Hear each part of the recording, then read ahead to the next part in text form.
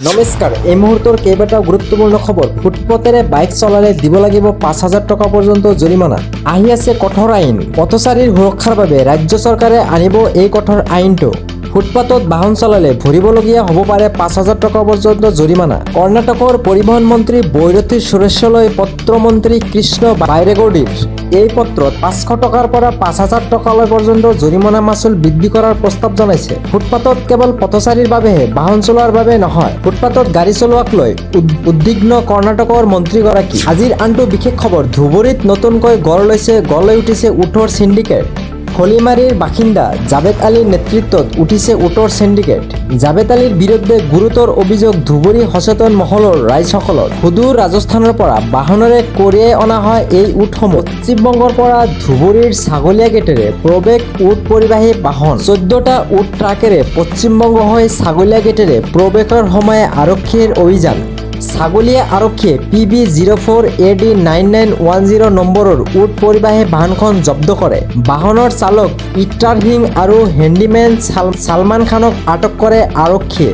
শেহতীয়াভাৱে ধুবুৰীত এনেদৰে চলি আছে উটৰ ৰমৰমীয়া বেহা। কেৱল ২জন লোকক আটক কৰিয়েই দায়িত্ব সামৰিব নেকি প্ৰশাসনে? কেতিয়া আৰক্ষীয়ে ব্যৱস্থা গ্ৰহণ কৰিব সিন্ডিকেটৰ খলনায়ক জাবেদ আলীৰ বিৰুদ্ধে? ধুবুৰীৰ সচেতন মহলে বাৰে বাৰে এই প্ৰশ্ন উত্থাপন কৰিছে আৰক্ষীৰ ওচৰত। আৰু এটা বিশেষ খবৰ, মিড ডে মিলৰ খাদ্যত ওলাল মৰা বিছা। খাদ্যত বিক্ৰিয়া হৈ হাস্পতালত ভৰ্তি ১০০ৰো অধিক ছাত্ৰ ছাত্ৰী। মিড ডে মিলত খাবলৈ দিয়া বুটৰ তৰকাৰীত ওলাইছিল মৃত বিচ্ছিক। খাদ্য গ্ৰহণৰ পাছতে ডিঙিত জলপোৱা, পেটৰ বিষ, বমি হৈ অচেতন হৈ পৰিছে কেইবাজনো ছাত্ৰ ছাত্ৰী। বিহাৰৰ সুপৌল জিলাৰ মিডল স্কুল মিৰ্জোৱাত সংঘটিত হৈছে ভয়ানক ঘটনা। গুৰুতৰভাৱে অসুস্থ প্ৰায়খিনি ছাত্ৰ ছাত্ৰীয়ে চিকিৎসাধীন হৈ আছে ইতিমধ্যে। খাদ্যত কেনেকৈ কীট মিহলি হ'বলৈ পালে তাৰ হ'ব তদন্ত। গফিলতি কৰাজনৰ বিৰুদ্ধে ব্যৱস্থা লোৱাৰ আশ্বাস। আৰু এটা বিশেষ খবৰ, অখিল গগৈৰ বিৰুদ্ধে খঙত টিঙিৰি তোলা বিধানসভাৰ অধ্যক্ষ। অখিল গগৈক কটাক্ষ অধ্যক্ষ ৰঞ্জিত কুমাৰ দাসৰ। আপোনাৰ দৰে বিশ্বাসঘাতকতা মানুহ মই আজিলৈকে দেখা নাই।